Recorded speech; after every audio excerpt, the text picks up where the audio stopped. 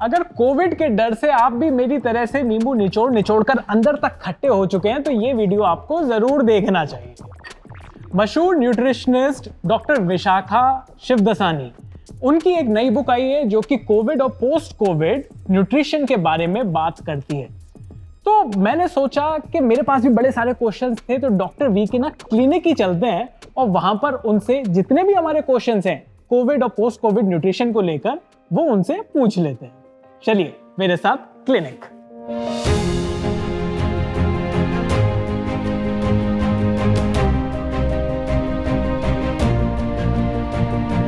Hi, I'm Dr. Vishakha Shivdasani. I'm a practicing medical doctor with a focus on reversing chronic metabolic diseases like obesity, type 2 diabetes, PCOS. I've just written a book published by HarperCollins. It's COVID and Post-COVID Recovery, Dr. V's 6-point plan. The book tells you how and what you can do to reduce the inflammation if you have COVID or if you are recovering from its complications by reducing inflammation. It also has a chapter on what you can do to increase the efficacy and how you can prep for the vaccines. Hi Dr. V, thank you for the appointment। और मैं appointment इसलिए कह रहा हूँ because I have a lot of questions। कुछ मेरे हैं, कुछ मेरे व्यूअर्स के भी हैं। So are you ready? Yes, absolutely ready. So doctor, मेरा पहला क्वेश्चन है कि how much does nutrition play a role during these COVID times? Because जो प्रॉपर न्यूट्रिशन है उसके बारे में मैं आपसे पूछना चाहता हूं, क्योंकि इम्प्रॉपर न्यूट्रिशन जो है वो तो शायद व्हाट्सएप चैट्स के थ्रू सब लोगों के पास ऑलरेडी है। एक्चुअली न्यूट्रिशन का रोल कोविड में सबसे ज्यादा महत्व रखता है। Normally also nutrition plays a big role in health, लेकिन अभी जब आप अगर गलत खाएं, गलत फूड पिए या खाएं, जो भी आपका लाइफस्टाइल अगर गलत हो तो फिर उससे इन्फ्लेमेशन बढ़ सकती है और इन्फ्लेमेशन के वजह से ही कॉम्प्लिकेशंस होते हैं। इन्फ्लेमेशन के वजह से ही आपकी रिकवरी में डिले होता है कोविड-19 में। तो it plays much more important role now than ever has. और ये व्हाट्सएप की जो बातें जो आप कर रहे हैं वो तो मतलब वो आपको ज़्यादा हानिकारक हो सकते हैं, क्योंकि ऐसे नहीं है कि एक डाइट प्लान सबको यूज़ करने में बेनिफिट है। वो बिल्कुल हो ही नहीं सकता, क्योंकि सबकी बॉडी टाइप अलग है, सबके लाइफस्टाइल अलग है, सबके मेडिकल पैरामीटर्स अलग होते हैं। तो this can actually backfire, can do you more harm then good. तो ब्रॉड गाइडलाइंस के लिए बहुत अच्छे हैं, लेकिन उससे ज़्यादा प्लीज़ आप व्हाट्सएप या डॉक्टर गूगल को मत ध्यान रखें।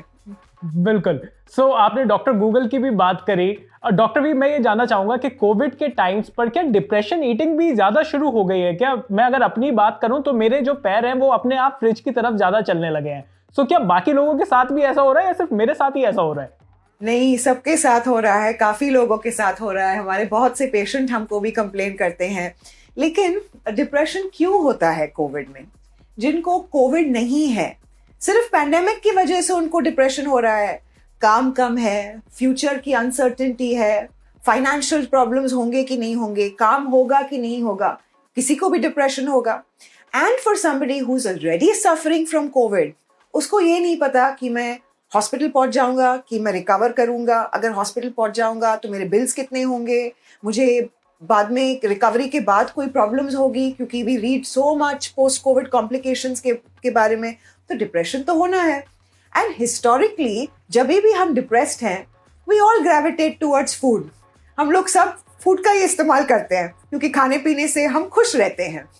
और मैं सबको ये कहती हूँ कि ऐसा नहीं है कि फिर आप खाना ना खाएं, डाइट पर रहें। नो, ईट।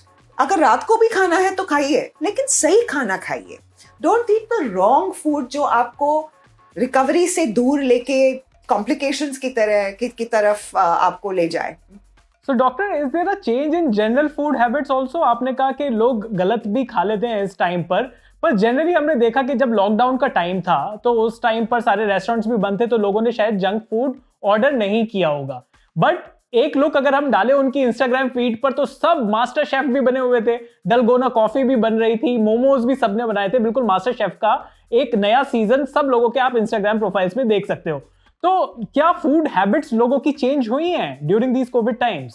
मैं हमेशा कहती थी कि आप अगर कोविड के टाइम पर भी, हम जब सुपरमार्केट जाते थे तो आप देखते हैं कि सब जो आइल्स जो प्रोसेस्ड फूड से, बिस्किट्स और बेकिंग पाउडर और मैदा से भरे हुए हैं, फरसान से, that those used to be empty, और जो फ्रेश फ्रूट और वेजिटेबल्स के हैं वो तो भरपूर है, विच टेल्स यू कि ट्रेंड उस तरफ जा रहा है। तो जो पेरेंट्स घर में हैं अभी वो सब बेकिंग कर रही हैं, लेकिन बेकिंग के पदार्थ मोस्टली अनहेल्दी है, all the ingredients are so unhealthy, so sad कि जो चीज आपको हेल्थ की तरफ ले जानी चाहिए एंड जो टाइम आपको यूज करना चाहिए एक्चुअली हेल्थ की तरफ, नॉट अवे फ्रॉम हेल्थ, कि वो गलत ट्रेंड पर चल रहा है at a time, precarious time like this.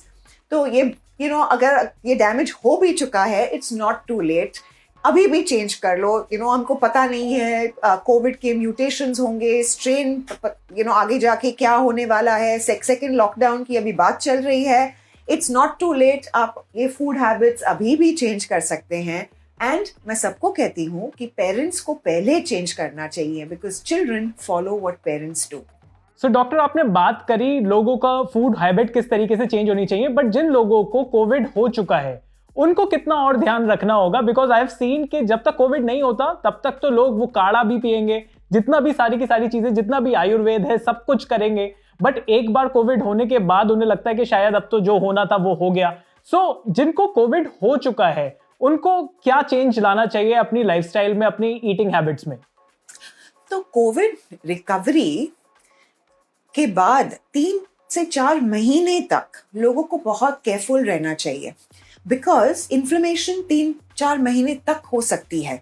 तो अगर 14 डेज हो गए हैं और आपको माइल्ड अटैक हुआ है या आप एसिम्प्टोमेटिक भी हो, उसके बाद डोंट गेट सो एक्साइटेड कि अभी मैं बिल्कुल ठीक हूँ, मैं एक्सरसाइज भी कर पाऊंगा और मैं कुछ भी खा सकता हूँ and I can lead a normal life. Because inflammation अगर बाद में हो गई और आपको पोस्ट कोविड कॉम्प्लिकेशंस हो गए तो फिर that takes much longer to settle down, और उनके वो कॉम्प्लिकेशंस बैड कॉम्प्लिकेशंस होते हैं।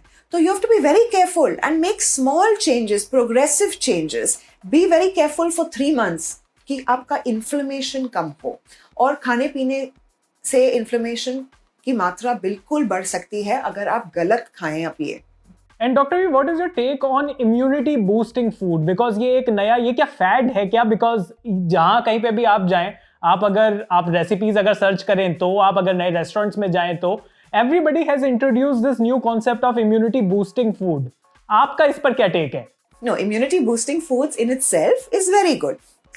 But immunity boosting foods, supplements, these are things that cannot replace your main food. They are called supplements for a reason.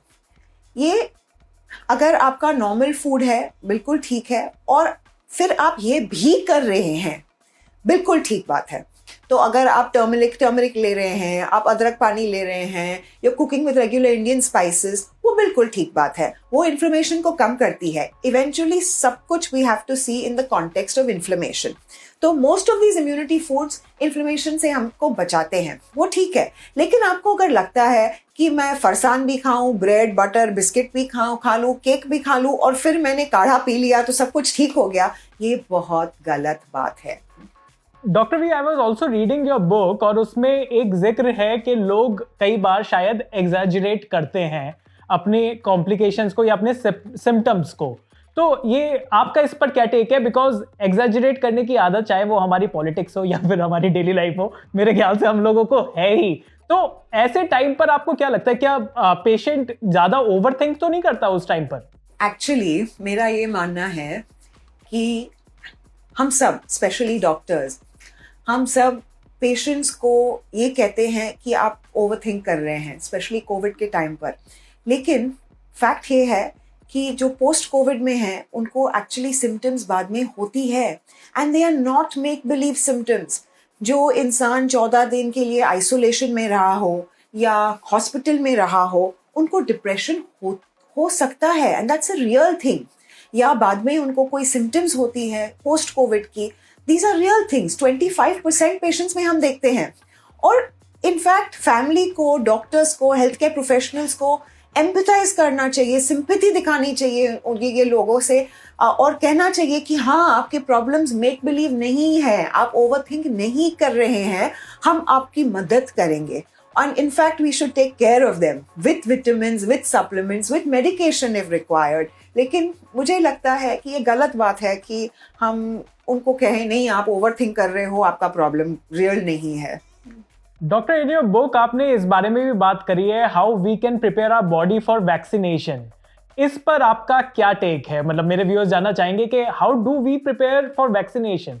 So vaccination now अभी तो सिर्फ health care providers को मिली है, अब तो पूरी कंट्री को, पूरी दुनिया को मिलना बाकी है.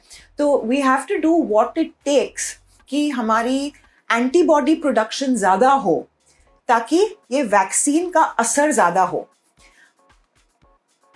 थोड़े कंपनियों ने कहा है कि 50-60% ही असर होता है, थोड़े कंपनियों ने कहा है कि 80-90% असर करता है वैक्सीन.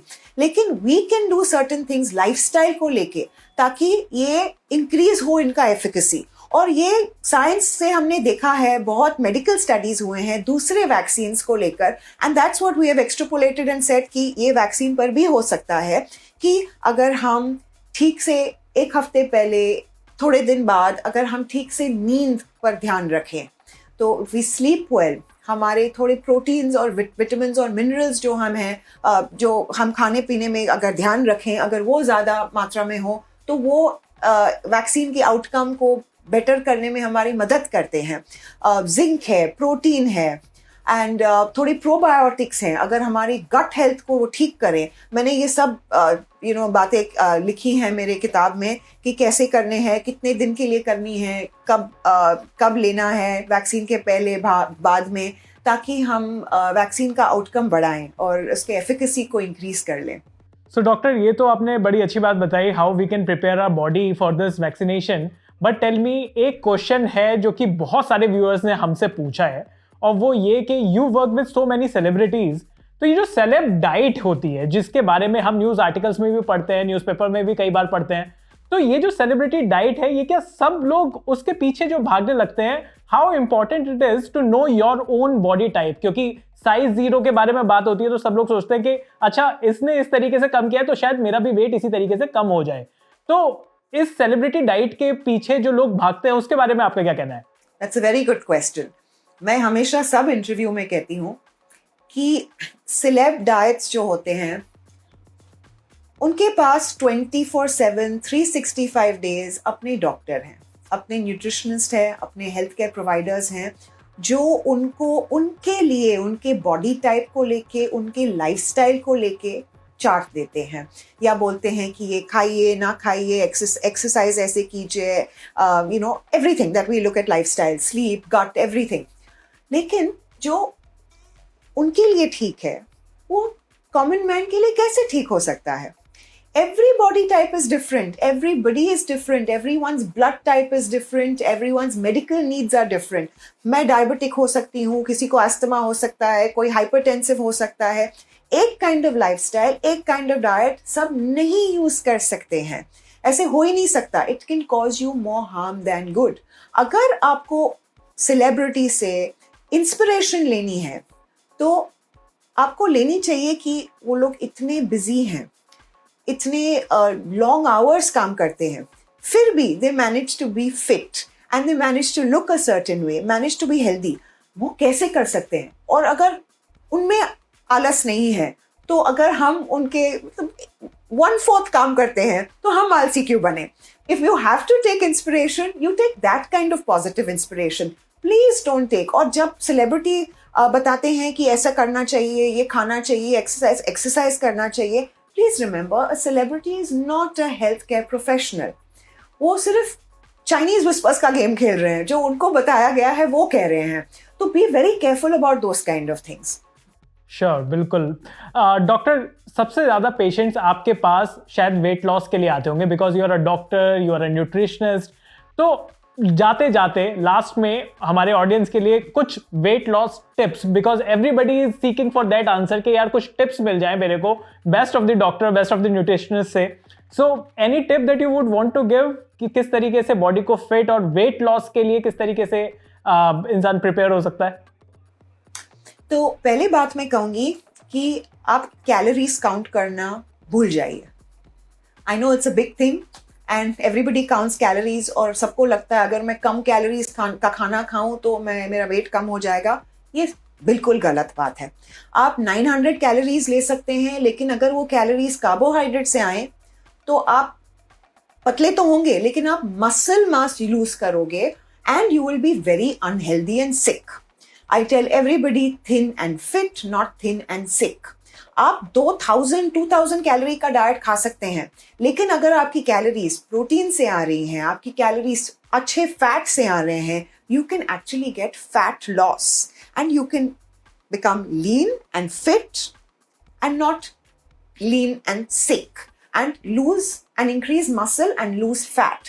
तो पहली बात, कैलोरीज काउंट करना भूल जाइए. अपने प्लेट को देखिए और देखिए क्या मैं खा रही हूँ. अगर मैं प्रोटीन खा रही हूँ या कार्बोहाइड्रेट खा रही हूँ या फैट खा रही हूँ. ज्यादा मात्रा प्रोटीन और फैट की होनी चाहिए. Do not fear fats. Fat से फैट नहीं बढ़ता. खराब फैट से फैट बढ़ता है. खराब फैट से हार्ट डिजीज होती है. अच्छे फैट से like olive oil, avocado, ghee, butter, उसकी जरूरत है बॉडी को एंड उससे actually we can reduce weight अगर हमारा कार्बोहाइड्रेट और प्रोसेस्ड फूड कम हो.